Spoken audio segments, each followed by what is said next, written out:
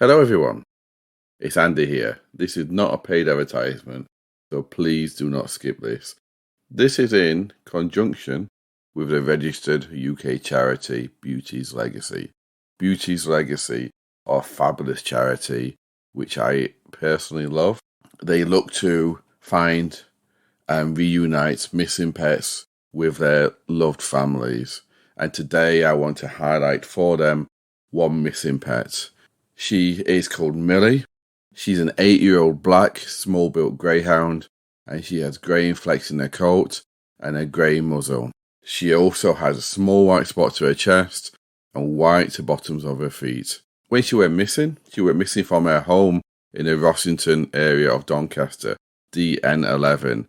She's been missing since the 29th of July, 2023. She has a red tartan collar on. Now, there is a reward. Please, let's help reunite her with her family for Christmas. I am going to put the poster out on all our social medias, Twitter, Instagram, and Facebook. Please contact Beauty's Legacy directly, as they are coordinating the hunt for Millie. Their telephone number is 07866 026 343. Even the smallest bit of information has been known to find the animals and lead them back to their owners. Remember, there is a reward for finding Millie, and no questions will be asked.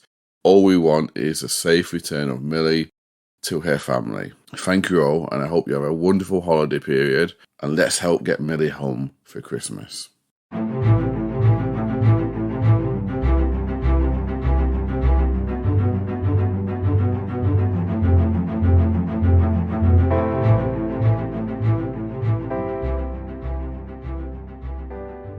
Hello everyone, and welcome. My name is Andrew. And I'm Rachel. And we are Picture the Scene Podcast. We are a true crime podcast aiming to put you, the listener, at the scene of the crime. Each week we delve into the murky world of lesser-known crimes from the UK and Ireland, and occasionally we venture into renowned cases from around the globe. Now, if you like what you hear, please do follow us on whatever social media platform you prefer, subscribe to us on your preferred podcast platform of choice, and if you have the capability, give us a rating and review as well. It means the world to us. Doesn't it, Rachel? Oh, we love hearing from you. We love reading the reviews. We love, we get, a little sparkle and twinkle in our eyes every time we get one.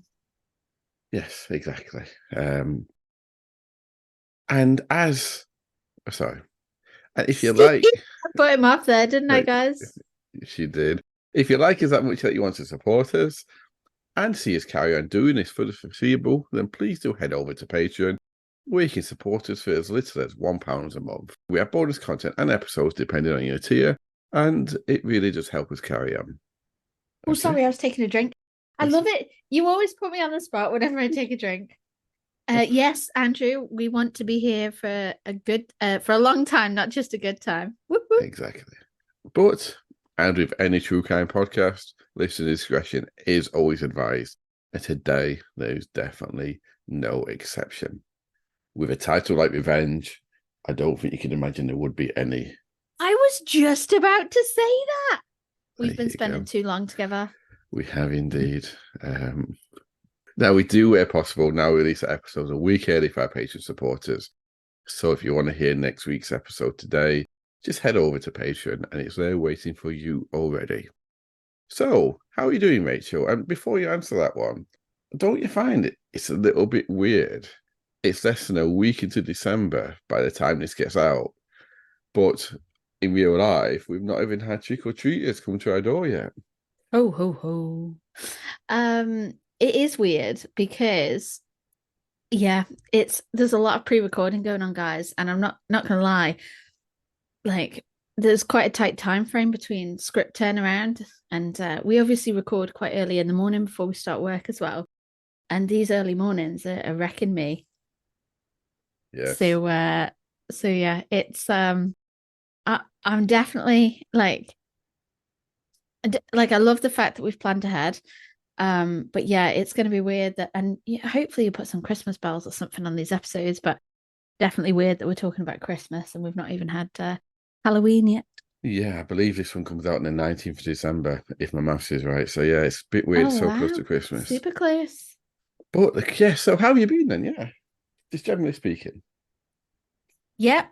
Well, all being well at the time of pre-recording, I still have 6 weeks to go, but all being well at the time of release, I will have a baby lying in my arms, hopefully sleeping so that I can get some rest as well.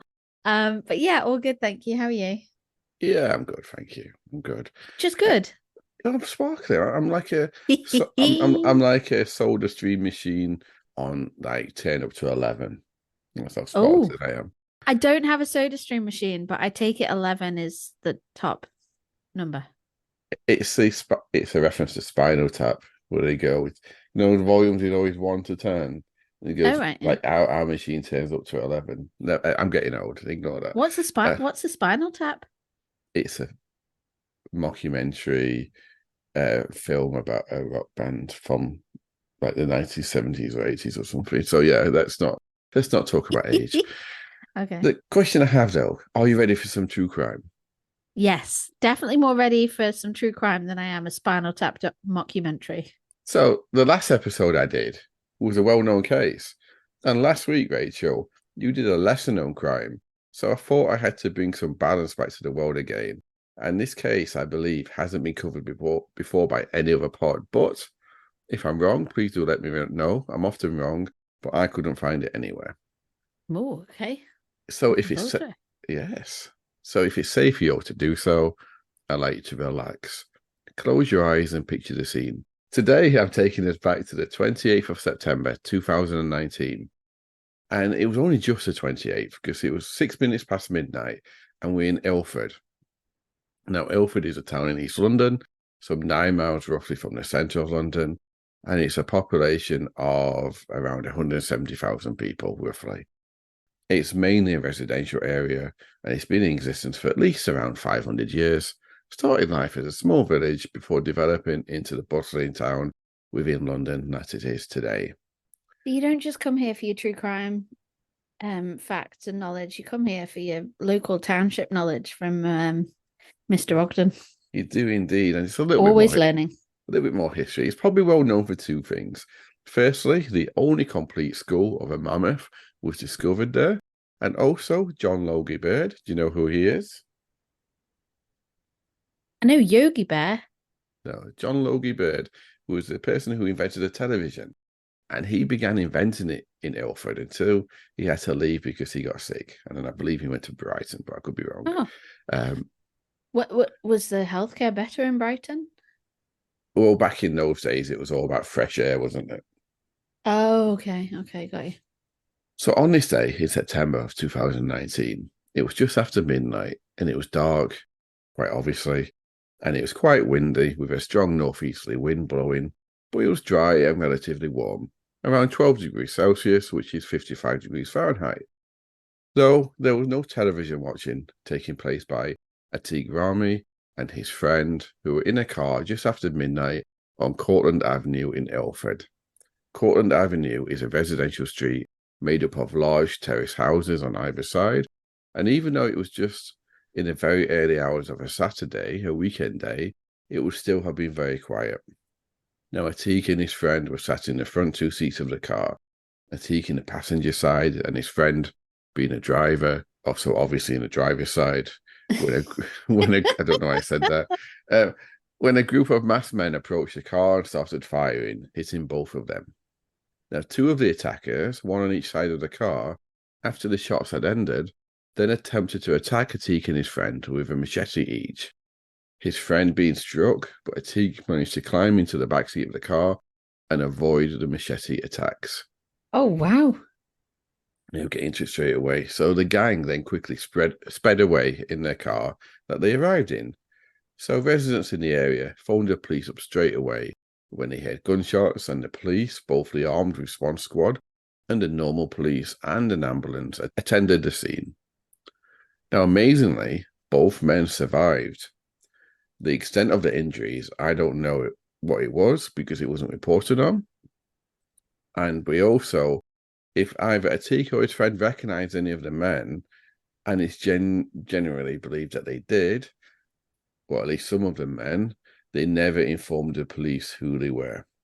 So the police would put out an appeal in the media on that Saturday, which was picked up by a couple of national papers, but it was never reported on again, and no one would ever be arrested for the case. So I know what you're probably thinking. Well, that's not much detail, and you're right, it's not. But that's not the case I'm looking at today. That just gives you all a little bit of context for the case I want to get into, which I will do now. So I want to skip forward a few months in 2019 to the end of the year, to 19th of November. And we're staying in the same area, so there's no need to start talking about mammoths again, but this time we're heading off to Burnside Road in Dagenham, which is next to Ilford. It's 10 p.m. It's Tuesday. It was dry with not much wind, but it was very cold. The temperature around 3 degrees Celsius, which is 24 degrees Fahrenheit. Sharik Khan, who was 19 years old and lived in Percy Road in Ilford, pulled up in a red Peugeot to pick up Mohammed Usmen Mirza, who was also 19, and he liked to be called Usmen, so we're going to go with that. They had arranged to meet with the expectation that they'd go to commit a robbery together. So with that in mind, the red Peugeot car that they were both now in was stolen to help hide their identities. When they were driving towards a destination, Hursley Gardens, which is in Ilford, they were followed by a white Chevrolet Captiva, which was also stolen. And that had a group of men inside of it intent on only one thing, and that was to kill. They were all armed with knives and ready to do so. The men inside of the car were Tyler Moore, 19, from Lawson Close in Ilford, Hassan Riaz, 20, from Hampton Road in Ilford, and Omri Thompson, who was 16 at the time, from Northbrook Road in Ilford. So everyone was local and everyone knew each other. Now, Usman and Sharik pulled up in the car at Hursley Gardens, some 15 minutes after Usman had gotten in the car, with Usman believing they were going to commit a robbery. The other stolen car quickly pulled up next to them, and the three men jumped out of the car, and along with Sharik, who was in the car, started attacking Usman with their knives. They started stabbing him. Now, somehow, Usman managed to get out of the car and start running, swiftly followed by the four men who were still intent on killing him. He managed to make it into an alleyway near Owen Water's house, but they caught up with him and repeatedly stabbed him before making their escape. Now, he managed to make it to the nearby block of flats called Owen Water's house, and he collapsed in front of it. He mustered up enough dying energy to call his cousin, and he told his cousin, and also a witness who was there at the time, that Tiger from Ilford. Now, Tiger was a nickname that Sharik Khan had, the person who was in the car with him. So he told his cousin that Tiger from Ilford had set him up and stabbed him. Mm-hmm. So despite an air ambulance being called, he would be pronounced dead at 10:53 p.m. that evening outside of a block of flats. After the attack, four other men, Moish Bangesh, who was 26, Jonathan Makenga, aged 25, London Becker, 18, and one other man, and they were all from Ilford. They met up at a local Domino's pizza shop before going on to a local massage parlour to meet up with the four men who had actually taken part in the actual stabbing. Now they'd met up to debrief, to discuss what had happened, how it happened, to congratulate each other, and to make sure they ticked off all of their boxes in their planning so that they wouldn't be caught. Because Rach, make no mistake, they most definitely put a lot of planning into this. Mm. But before we get into that, now how did we get here? I mean, obviously, you can take a guess to it being linked to the shooting from the start of the episode. Why else would I bring that up? But why or how? Any idea, Rachel? No. No, I'm not Okay. gonna lie. It's been there's been a lot of information up front on this particular case. Yeah, I mean, obviously the title of the episode, Revenge, like, we'll link in somewhere to it, but I'm looking forward to hearing more. Well, you're right, Rachel. It was a simple case of revenge. All of the men involved were associates or friends of Atiq Rahemi. Do you remember the man who I mentioned at the start of the show who Yeah. got shot? Yeah. It seems that he thought he had recognized Usman as one of the men who attacked him. Interestingly, while he never said anything to the police about who he thought had done it, Usman was the prime suspect for them, for the police, and they were looking for him in order to question him. Now, they never revealed why they thought it was him, and obviously he died, so it was never proven. But I think it's interesting that they both, the police and Atiq, they both came to the same conclusion, albeit with different sources for their belief. That's interesting, don't you think? Yeah, I was going to say as well, though, when things like this happen, isn't there a lot of like word on the street? Obviously, not towards the police because communities tend to shut down, don't they? And not necessarily go to the police when there's people to be caught or crimes that are like incredibly violent because they don't want to get caught in the crossfire, do they? Or be seen as the snitch or whatever. But definitely from a Teek's perspective, there would have been mumblings, wouldn't there? Yeah, I feel, and people would have wanted to put their claim on that. Sorry, I got the hiccups again on that attack. Yeah, people would have wanted to put their claim on that attack, wouldn't they? So it's like a badge of honor, isn't it? yeah, but that's In what I mean. That's why I find it interesting that Atiq came to his conclusions, probably right for that reason, but the police managed to come to the conclusions it was the same person. on the And same page, yeah. how would they even know that? It's interesting. It's a shame that we never found out why the police thought it was him. But I I guess they wonder could. whether there was an informant along the lines, like There when could have there's been, yeah. yeah, there's quite often quite long-term informants in these gangs, aren't there? Like, Yeah, you're right. Yeah, it could have. That's a good idea. Yeah. So I do need to put out there though that Atiq was never arrested. He was never charged, or even any indication that he was involved in this in a killing of Usman. So while you all may come to your own conclusions, and I obviously can't stop you coming to whatever conclusion you want to, we can't say that he was ever involved in any of this. oh wow, okay. We can think what we like, but we can't say it. So, not that I'm thinking anything. The men I'm talking about, though, most certainly were involved, and they did think it was him. So the simple reason why he was killed was revenge. But a lot of planning went into this. Firstly, both Sharik Khan and Jonathan McKengo were both friends of Atiq, but they were associates of Usman. They both became friendly with Usman to be able to monitor his routine and keep the whole group updated on his movements and thoughts, and they both played a key part in this murder.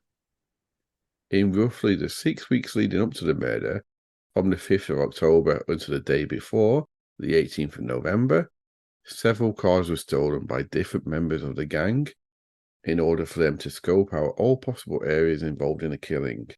Not only the actual place they would kill, but also the getaway routes and where they would switch cars to avoid detection.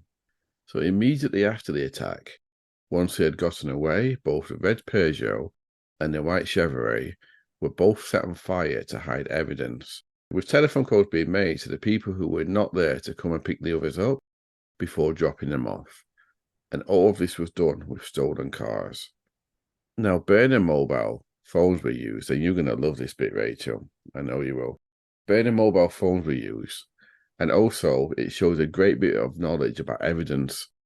Dummy phone calls were made to the real phones of people involved who were they'd placed in different places around London to make it look like they were elsewhere at the time of the attacks and immediately after the attack.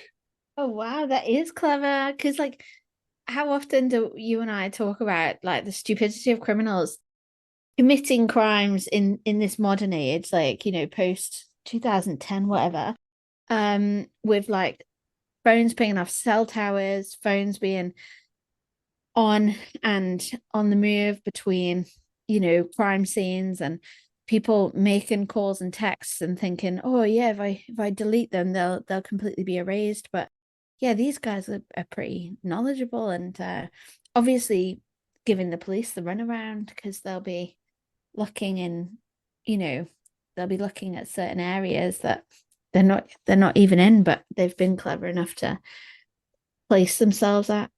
Yeah, definitely. And it would later be proved that three of the cars stolen were by Jonathan McKengo, and a fourth he was still in possession of when he was arrested. Now, his phone and the stolen car he was arrested in were later tracked to having been used in the reconnaissance of the site used to burn the white Chevrolet. And burned clothes in that car would later reveal it to have his DNA on them. Yeah. So, using witness descriptions and identifications to help them get a base on who might be involved. And let's also not forget that he told his cousin, one of the people, and then also using the DNA evidence that was found, linking them to various cars used, CCTV evidence, and also mobile phone data of calls between them, and the tracking data. They were able to show all 8 men were involved, with who would be at the scene doing the actual stabbing and who would be helping to plan it. So all 8 men would be arrested on suspicion of murder and taken to trial. So it's worth noting here where they were clever enough to make phone calls to the real phones. They were not clever enough to not have their phones with them when they were doing all the planning and reconnaissance and all stuff like that. So, and then there was also links between the burner phones and the real phones. So then they can link the burner phones and track the burner phones to the location of the stabbing and whatnot. Yeah, so like again, close but no cigar, isn't it? Like It is indeed. they're halfway there. The intentions are there, but they didn't quite get away with it, which is a good thing for us because at the end of the day, despite enjoying it a little bit more when criminals are more savvy with things like that, you still want them caught because you want them off the streets, don't you? They've taken someone's life at the end of the day. You do indeed. And I guess the people who are savvy enough never get caught, do they? No. So all 8 men would be arrested on suspicion of murder and taken to trial. Now, due to COVID restrictions, the older men would be tried together, which is why I've gone over the details that came up in the various trials beforehand, just so I'm not repeating myself. The prosecution argued that the men who were there, who committed the actual murder by stabbing Usmen to death, and the men who were not there but helped plan, that they argued were guilty of murder under joint enterprise, so they were just as guilty. Wow. And again, the amount of planning and premeditation that went into this, like, I don't know about you, but I completely agree with that like charge. Yes, I agree as well. None of the men taken to court would give evidence, with all the defences basically saying that they did not commit the crimes, with varying reasons as to why not, but it was all basically the same defence. Now, I'm going to start with the results with the only person I've not named. Now, he was found not guilty, so I've chosen not to name him. And even though his name is out there in the public domain, if you really want to know his name, I've chosen not to. So next, let's move on to the 16-year-old Amari Thompson. Are you gonna tell us why he was found not guilty, or have you not even like dived into Oh, the sorry, he was found not guilty because the jury basically believed him that he wasn't involved. Okay, so his defense was like, I wasn't there, I wasn't even involved in the planning. I've been caught up in this by complete accident. All of the defences were basically split into 2 different ways. The people who were at the stabbing, the defences were, I wasn't there, and any links is circumstantial. And the people who were not at the stabbings, including this one who got away with it, sorry, he was found not guilty. He obviously didn't do anything. But including this person, they all had varying degrees of links that could be proven circumstantially to the others. Phone calls, car tracking, stuff like that. There was no DNA of his found. And even though there was some tracking could be found, the jury decided it wasn't enough that he was guilty of either murder or manslaughter. And there was no Fair other enough. charges brought. Sometimes there's other charges brought, isn't there? Like assisting an offender and stuff like that. Yeah. But none of those were brought. So So yeah, he was found not guilty. Okay, thank So you. so now the 16-year-old, Amari Thompson, he was originally not allowed to be named because of his age, but Mm. reporting restrictions were removed on that one, and he was found guilty of murder with a minimum term of 15 years to be served on a life sentence.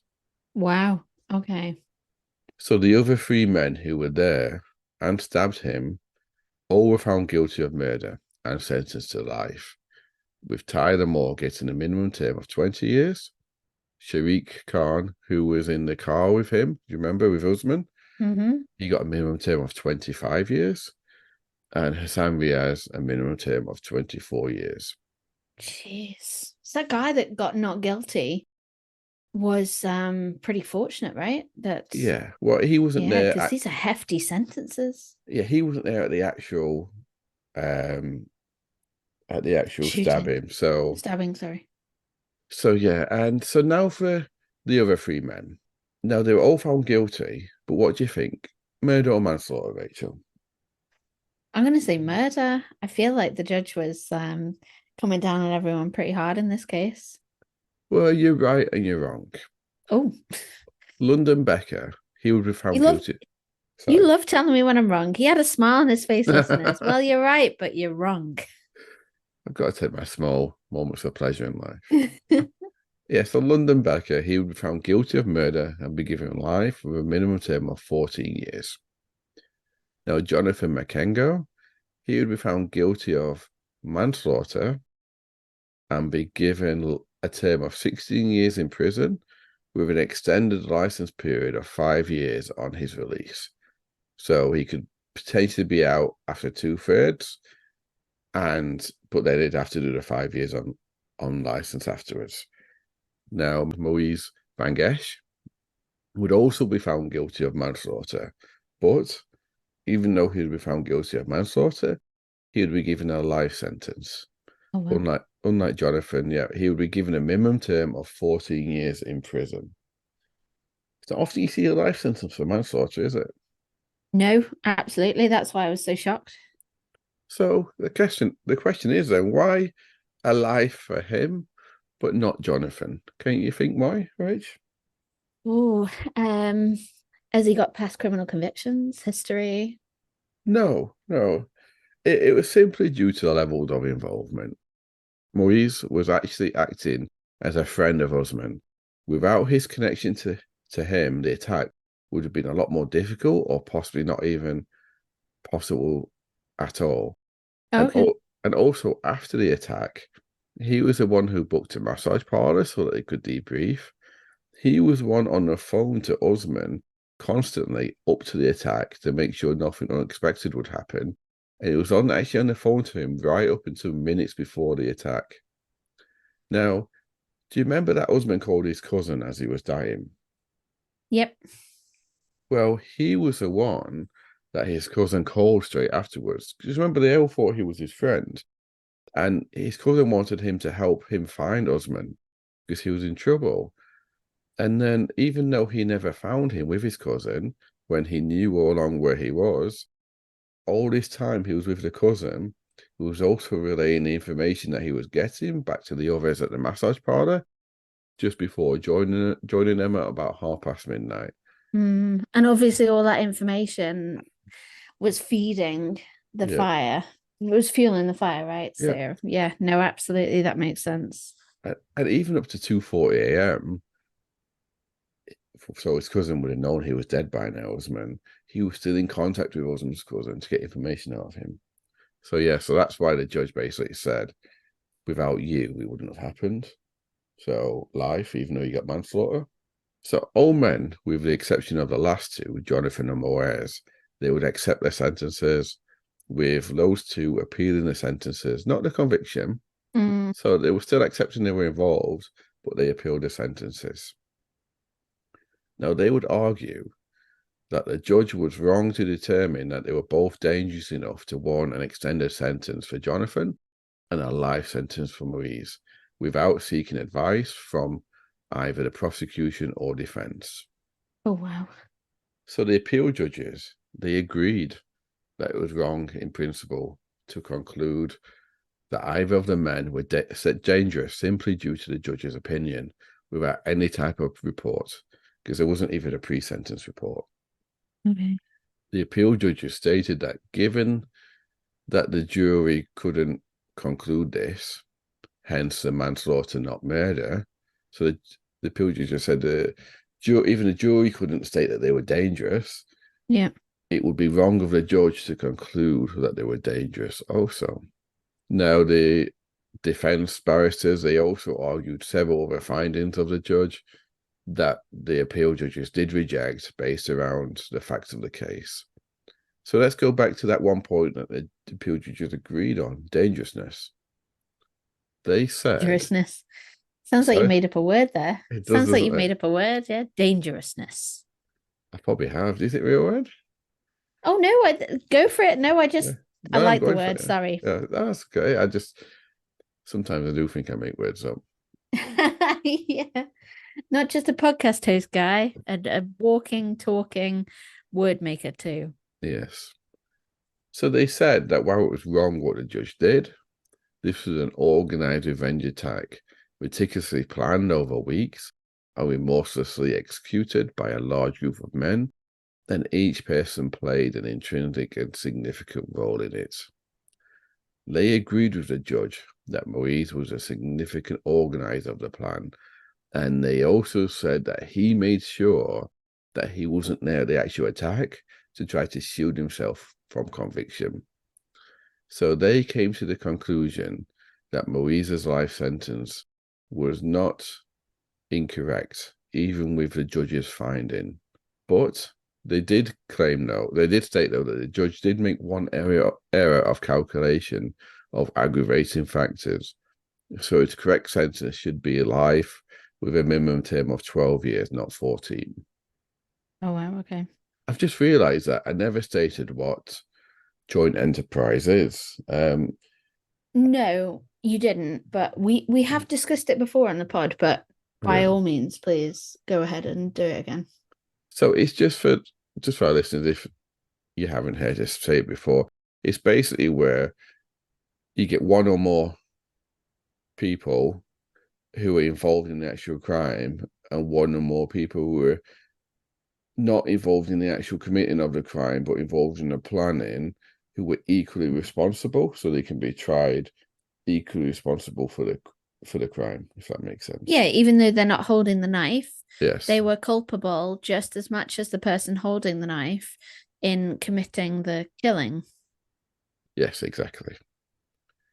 So as for Jonathan, the appeal judges also found that the judge made the same mistake with him, and his term should be 14 years, not 16, with an extended license of 4 years, not 5. So, Rachel, there we have it. A gangland revenge attack for what was gangland attack in the first place, in the heart of London. So what do you think of that case, Rachel? I mean, I find it really hard to stomach that someone's died, always do. But if he was responsible for the original attack, he had an intention to kill with the gunshots and the machete, right? You'd assume so, wouldn't you? Yeah. So that's a big if, because obviously, as you've alluded to, it's never proven. It's just that there was a massive inkling from both the police and the what do we call him? Because he was never convicted of anything. Perpetrator? No, can't even call him that. Well, it was the suspect. Yeah, suspect. Yeah, okay. There was always like a feeling that they had that it was him. So, it's difficult. I don't think but potentially no innocent person has died here, but someone still has died. So it's just a sad case to be talking about because someone's lost their life. But it is, yeah. Yeah, I'm not being very eloquent. I'm sorry, Andrew. It's really difficult in these kind of like gang related incidents, isn't it? Yeah, the reason I wanted to bring this case up, Rachel, was for a few reasons. Firstly, joint enterprise, I think, is fascinating because it's a lot less common here than it is in the States. And secondly, just around the fact that it's gangland attacks on each other. Like Mm, about 60% of our listeners are not in the UK. yeah. So therefore, rightly or wrongly, sometimes the UK is portrayed a little bit different in the films and TV than it actually is. So I wanted to portray that, yeah, we do have gangs. Yeah, And yeah, you don't really associate gangs in the UK, but unfortunately a lot of the awful killings where people are caught in the crossfire of two gangs, they do happen here so commonly, don't they?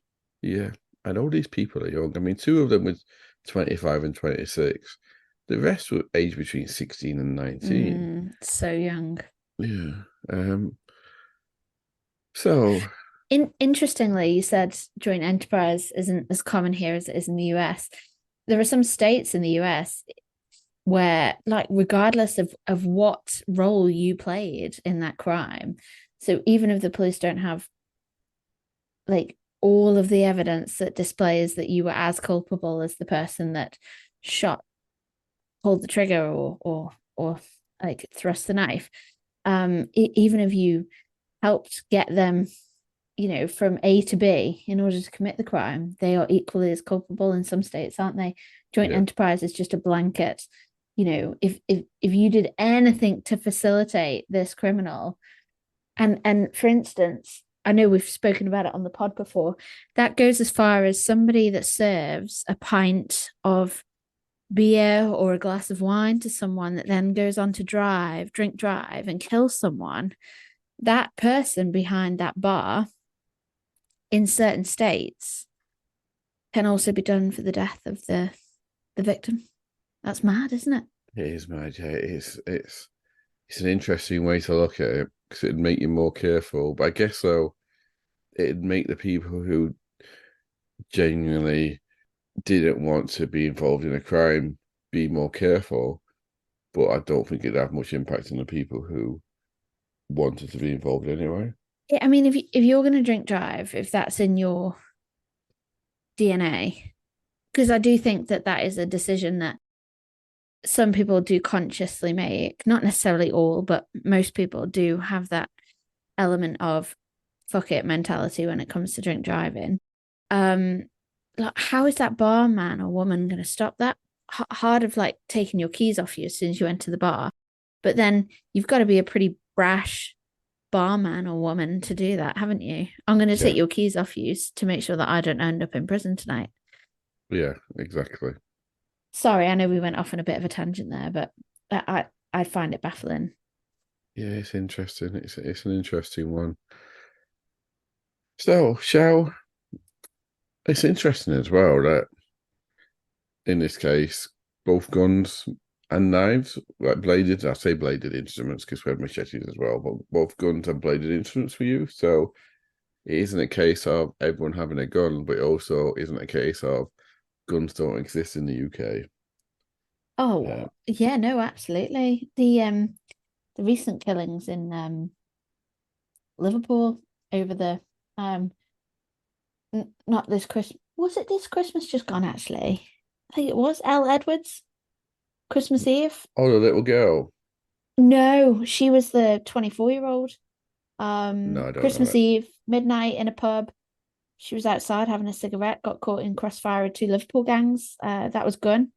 And then Olivia Corbell Pratt, I think. Hopefully I got her name right. I'm so sorry if I didn't. But yeah, her mum heard commotion outside the front door and came down the stairs to see what was going on. Her daughter was behind her mum, and these people just burst through the front door, and her mum got shot. The bullet went through her mum and into Olivia, Wow. who died. Like, again, it was a gang related crime in Liverpool. Got Reece Jones years ago now, but he 3 o'clock in the afternoon, he was crossing the car park after his football training, with his bike on his way back home, got shot. It's mad. It happened. It does happen over here. I say over here in the UK. Um, and it's incredibly sad when it does, because quite often, this is what I was trying to less articulately say earlier, quite often it's innocent civilians that are caught in the crossfire. Yeah. Yeah, definitely. Okay, shall I wrap this one up then, Rachel? Yeah, go for it. So this has been season 4, episode 4, called Revenge. And if it's safe for you to do so, I'd like you to relax. Close your eyes and picture the scene. In a society of almost 24/7 surveillance in our biggest cities, both in the UK and around the world, why exactly do people still think they can get away with murder if committed on the streets? Interesting question. It's an interesting question and one that we will never be able to answer. Exactly. So thank you, everyone. And until next week, take care and stay safe. Thanks, guys. Bye.